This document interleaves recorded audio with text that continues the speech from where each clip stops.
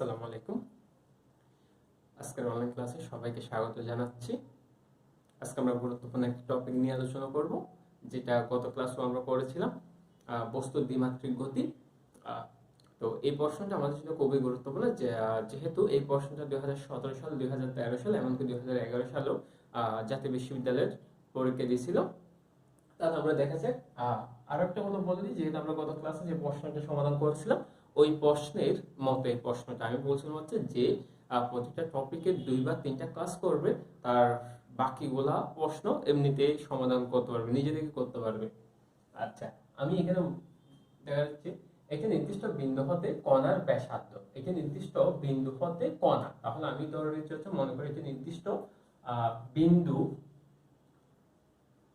ও হতে কণার একটা কণার কথা বলা হচ্ছে, তাহলে কণাটার ভেক্টর বরাবর এবং লম্ব বরাবর বেগের কথা বলা হচ্ছে। তার মানে বস্তুটা, ওই বস্তু কণাটা গতিশীল আছে, ঠিক আছে। তার জন্য আমি ধরে নিচ্ছি হচ্ছে ও বিন্দু হতে বস্তু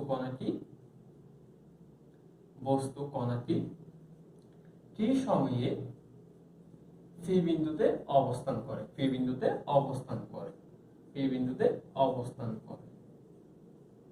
তাহলে আমি ধরে নিচ্ছি হচ্ছে একটা বস্তু কণা চলতেছে, সে গতিশীল আসছে, কারণ হচ্ছে এখানে আমার তার কিন্তু ব্যাগ দেওয়া আছে। তাহলে ব্যাগ দেওয়ার অর্থ হচ্ছে যে বস্তু কণা ঠিক আছে, গতিশীল আছে।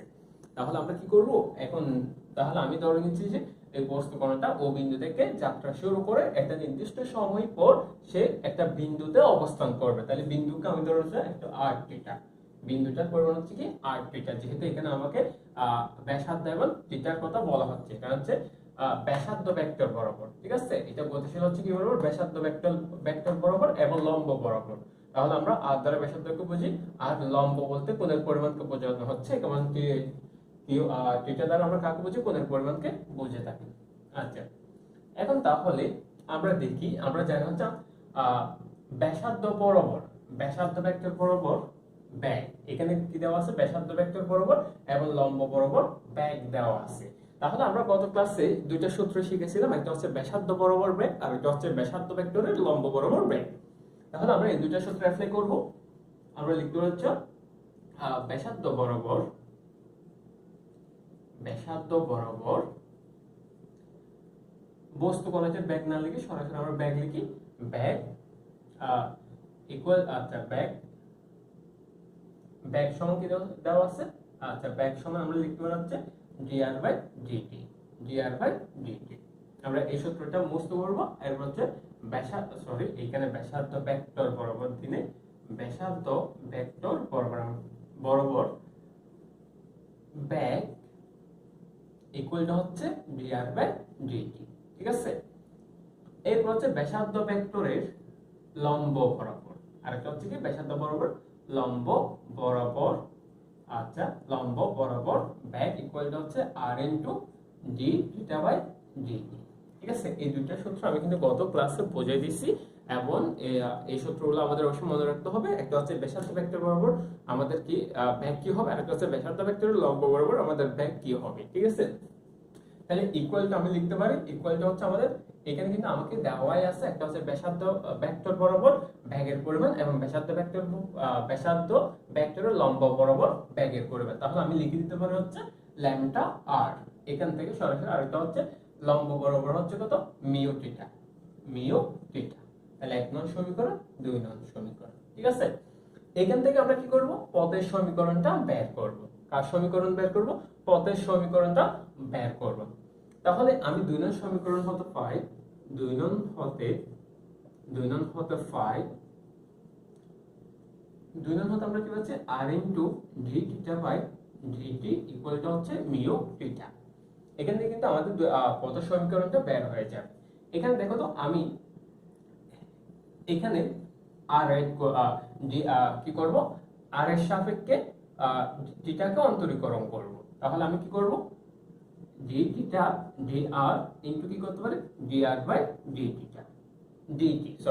আমি এখানে কি আনলাম? r আনলাম, ইনটু ইকুয়ালটা হচ্ছে মিউ থিটা, ঠিক আছে। আচ্ছা, আমি এখানে সঞ্চয় নিচ্ছি, ইকুয়ালটা হচ্ছে আমি এখানে কি হবে?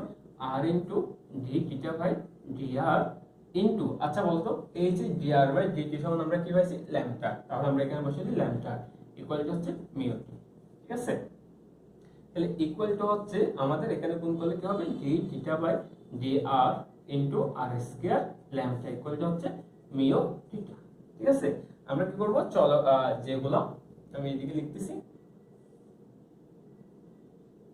হ্যাঁ, তাহলে এখানে আমরা কি করব, থিটাকে পৃথকীকরণ, চলক পৃথকীকরণ করে থিটাকে থিটার সাথে অ্যাড করে দিব, আর r কে r এর সাথে অ্যাড করে দিব। তাহলে আর হচ্ছে মিউ এবং ল্যাম্বডা হচ্ছে ধ্রুবক, এদেরকে এই পাশে নিয়ে আসবো। এই পাশে নিয়ে আসলে কি হয় আমরা দেখি তো, এখানে হচ্ছে যদি আমি এখানে ল্যাম্বডা আছে, এখানে কি আছে মিউ আছে, মিউ কে এই পাশে নিয়ে আসবো, তাহলে এখানে কি হবে ল্যাম্বডা বাই মিউ হবে ইনটু এখানে থিটা কে এই পাশে আনলে কি হবে 1 বাই থিটা ডি থিটা।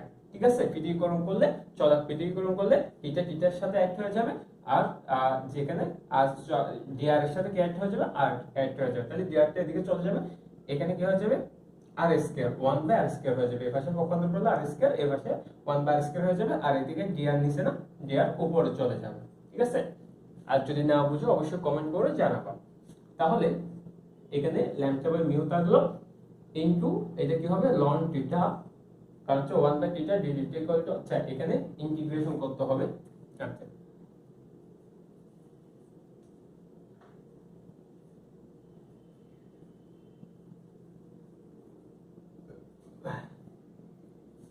আচ্ছা, তাহলে এখানে কি হবে ল্যাম্বডা মিউ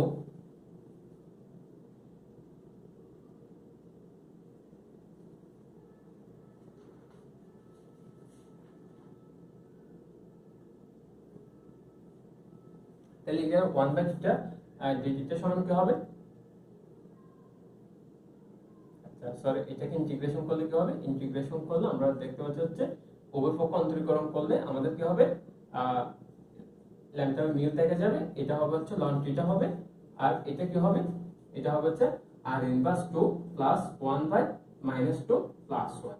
ঠিক আছে, এটা তোমরা বুঝবা, কারণ হচ্ছে আমি এদিকে লিখে দিচ্ছি আমাদের জানা, কারণ হচ্ছে আমি r কে যখন উপরে তুলে নিব তাহলে কি হবে r ইনভার্স 2 হয়ে যাবে, তাহলে একে যখন আমরা ইন্টিগ্রেশন করব তখন কি হবে r n মাইনাস ও n plus 1 by sorry n plus n এর মানটা হচ্ছে এটা n plus 1 by n plus 1।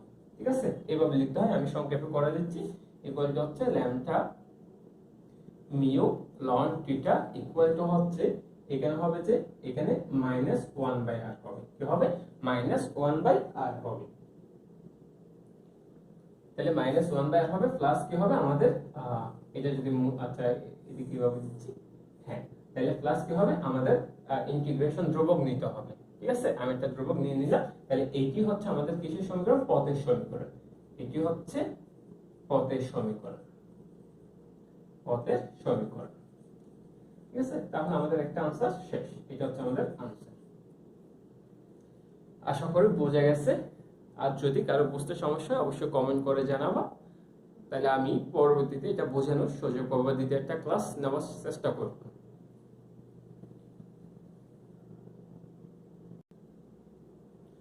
আচ্ছা, এখন হচ্ছে আমাদের গুরুত্বপূর্ণ একটা বিষয় হচ্ছে ত্বরণ কিভাবে আমরা নির্ণয় করবো। আমরা তাই এখন শিখছি হচ্ছে ব্যাগ কিভাবে নির্ণয় করে, এখন আমরা শিখবো হচ্ছে ত্বরণ কিভাবে নির্ণয় করে। দেখো আমাদের যেমন একটা ভেক্টর বরাবর ব্যাগের সূত্র আছে, একইভাবে লম্ব বরাবর ব্যাগের সূত্র আছে, দেন হচ্ছে ত্বরণের সূত্র আছে, একইভাবে লম্ব ভেক্টর ব্যাসার্ধ বরাবর ত্বরণের সূত্র আছে, আবার হচ্ছে ভেক্টর ব্যাসার্ধ বরাবর ভেক্টর ব্যাসার্ধ ভেক্টরের লম্ব সূত্র, ত্বরণের লম্ব ত্বরণের সূত্র আছে। তাহলে এখানে আমাকে বলা হচ্ছে আমার এই প্রশ্নটা শেষ, এখানে দেখাও যে ব্যাসার্ধ ভেক্টর বরাবর ও এর উপর লম্ব বরাবর ত্বরণ যথাক্রমে এত এত হলে আমার কি করতে হবে, দেখাইতে বলছে যে ত্বরণ হচ্ছে এত এত। ঠিক আছে, তাহলে আমরা এখানে কি করব, আমাদের ত্বরণ বের করব, আমরা কি করব ত্বরণ বের করব। তাই না, আমরা ব্যাসার্ধ ভেক্টর বরাবর একটা ত্বরণের সূত্র জানি d square r by dt square minus r into d theta by dt whole square. তাহলে এই সূত্রের সাহায্যে আমরা চেষ্টা করব যে আমাদের ত্বরণের মানটা এটা প্রমাণ করার জন্য। আচ্ছা, আমরা কিছুক্ষণ আগে দেখছি যে dr by dt equal to হচ্ছে কত ল্যাম্বডা r। ঠিক আছে, এবং হ্যাঁ dr by dt equal to হচ্ছে ল্যাম্বডা। তাহলে এখন দেখো তো আমি এখানে সূত্রটা বসাই দিচ্ছি, তাহলে এখন দেখো তো এখান থেকে d dt যদি আমরা বের করে নিই তাহলে আমরা পাই হচ্ছে dr by dt minus r into d theta by dt square. এর এরপর আমরা কি পাচ্ছি ডি ডিটি, আর এটার মানে আমরা কি জানি dr বাই dt সমান হচ্ছে ইনটু ল্যামডা মাইনাস আর ইনটু, আচ্ছা আমরা কিছুক্ষণ আগে dt টা বাই dt কি পাইছিলাম, dt টা বাই dt হচ্ছে মিউ থিটা,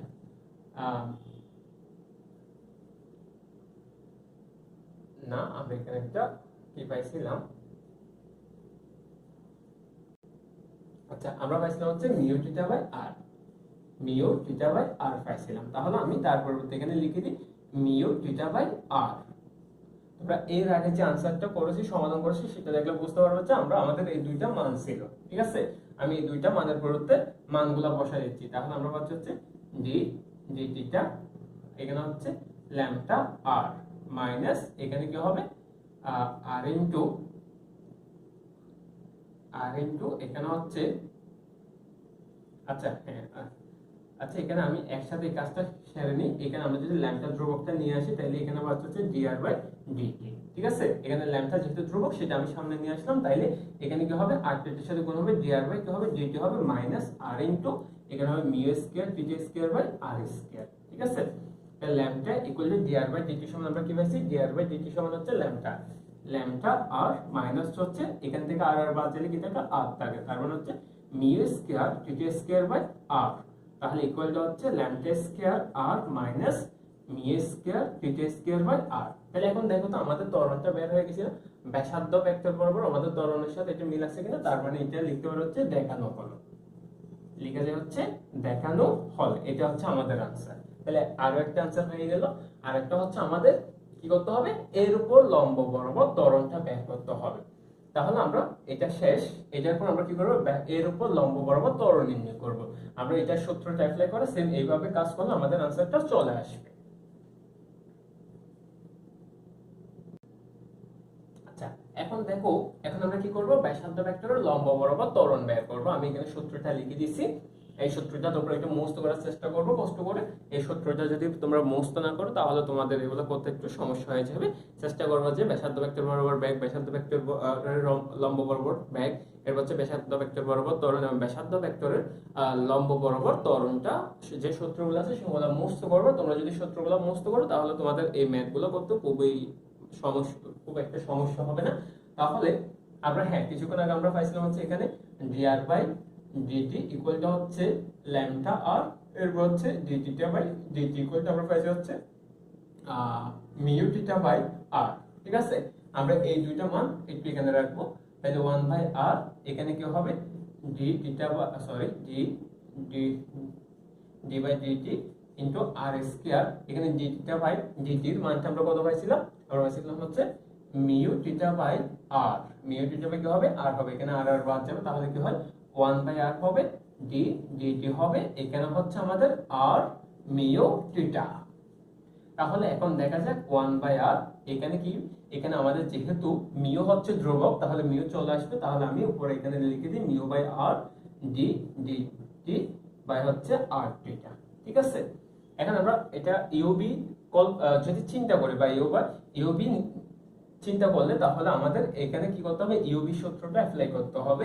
তোমরা সবাই জানো ইন্টারমিডিয়েট পর্যায়ে এখন অনার্স ফার্স্ট সেকেন্ড ইয়ারে তোমরা ইউবি সূত্রটা কি করছো বিভিন্ন জায়গায় অ্যাপ্লাই করছো, সেই হিসেবে তোমাদের জানার পরে তাহলে আমরা কি করব ইনটু কি হবে u into r into d theta by dt plus theta into dr by dt, ঠিক আছে। আমি সূত্রটা অ্যাপ্লাই করলাম, তাহলে কি হবে মিউ বাই r রেখে দিলাম, এখানে r into d theta by dt হচ্ছে আমাদের কত mu theta by r plus হচ্ছে theta into dr by dt equal to হচ্ছে কত ল্যামডা r। তাহলে আমি বসে দিলাম, এটা একটু মুছে দিই, এইদিকে করে দিই, তাহলে আমরা পাচ্ছি হচ্ছে কত ইকুয়াল টু হচ্ছে মিউ বাই r ইনটু এখানে কত হয় আর আর চলে যাবে, তাহলে আমাদের কি থাকবে মিউ থিটা, ঠিক আছে, প্লাস হচ্ছে থিটা ইনটু ল্যামডা r। তাহলে এখানে থিটা কমন চলে আসে এবং r কে যদি আমরা ভিতরে নিয়ে যাই তাহলে কি হবে মিউ থিটা কমন চলে আসবে, উভয় পাশে থিটা আসবে থিটা ইনটু এখানে কি হবে, আচ্ছা দ্বিতীয় বন্ধনী দিলাম যাই হোক, তাহলে এখানে থিটা বাই r হবে প্লাস হচ্ছে এখানে থিটা সরি থিটা কেন হবে, থিটা তো হবে না, মিও বাই আর হবে, প্লাস এখানে থিটা চলে গেলে কি হবে, ল্যামডা আর বাই কি হবে, আর হবে, তাহলে আর আর বাদ যাবে, তাহলে equal to mu theta into mu by r plus lambda, বা আমরা সাজালে গিয়ে কি হবে, theta into lambda plus mu by r. এটা হচ্ছে আমাদের আনসার। তোমরা প্রশ্নে দেখতে পারো, প্রশ্নে দেওয়াই আছে যে প্রমাণ করতে হবে যে এই লম্ব বরাবর ত্বরণ হচ্ছে কত, mu theta into lambda plus mu by r. তাহলে আমরা দেখাইতে বলছি, আমরা দেখাই দিলাম, তাহলে এটা হচ্ছে আমাদের আনসার। তাইলে এই প্রশ্নটা হচ্ছে আমাদের জন্য খুবই গুরুত্বপূর্ণ। আমরা দেখতে গেলে খুবই সহজ মনে হচ্ছে, আমি গত ক্লাসেও এই বিষয়টা একটু বুঝিয়ে দিয়েছি। তাহলে যেহেতু এর আগে গত ক্লাসে এটা ভালো মতো বুঝিয়ে দিয়েছি, যারা গত ক্লাসটা ভালো মতো করেছিল আশা করি তাদের জন্য এই ম্যাথ খুবই সহজ হবে। আর এই ম্যাথ যদি তোমরা পারো তাহলে আমরা যখন এর পরবর্তী যে ক্লাসটা আপলোড দিব সেই ক্লাসটাও আরো ভালো মতো বুঝতে পারবা। এবং যদি তুমি প্রতিটা টপিকে 2 থেকে 3টা ক্লাস করো তাহলে দেখবা যে তোমার কাছে সব মানে যত প্রশ্নগুলো আছে ওই টপিকে সব প্রশ্নগুলো খুবই ইজি হবে। তাহলে আজকের মতো এখানে বিদায় নিচ্ছি, আল্লাহ হাফিজ।